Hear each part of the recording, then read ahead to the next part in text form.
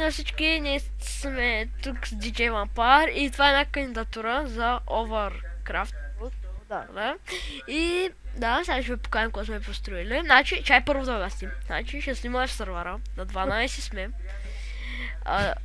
Той би бил на така, той бяха сега малко маркови. Ще снимаме в сървъра, нали?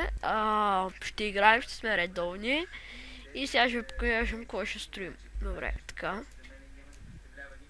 Върви по морковите му, дете. Така е. Сега, няколко къщи построихме, това е едната. Имаме още много идеи, обаче нямахме много време. Чай сега, значи, може да се обрузва много. Това е къща с 4 етажа, 4 тавана. Да, от всеки... Ето. Всяка страна има тавани. Вижте. Аз съм ги имала в лайна. Ето така, опа. Ето, ето както виждате, отдалече е яко. Да, чайте, аз ще покажа. На мапа е яко. Ето там е малката фирмичка за...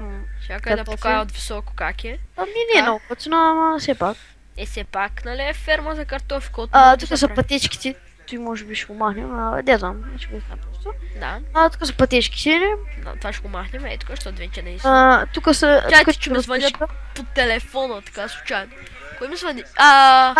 Трололололо. Чакайте малко, сядвам. И просто... Ало, бабо, Бабо, се чува да кажеш. Ало, бабо. Ало, О, да, бабо. Човек не се чува спокойно. Така. Не се чуеш спокойно. Ало, бабо. Да, какво да правя? И сега това е, нали, фермата, ето. Това е другата къща. Чакай да направим ден. Това е другата къща. Това е филмичка за моркови и това е другата къща. Чакай. Още много неща трябваше да построим, нямаме време. Да. Защото точно сега трябваше да вземат. Ето е фермичката. Чай, я стъпи тук. Ето фермичката. Сега това го направихме, за да е по-уютно, нали?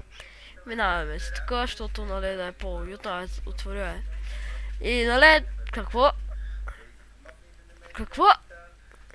Добре. Това беше странно. Доста неща останаха от къщата, както виждате. Тук е пълно с неща. Да. И дано ви хареса, ела до мене, бе. Паркор! Ела до мене, бе. Паркор! She's book a jump! Добре, и дано ви хареса. Нали ще снимам сървъра. Аз съм звъни. Дано ви хареса и аре, чао.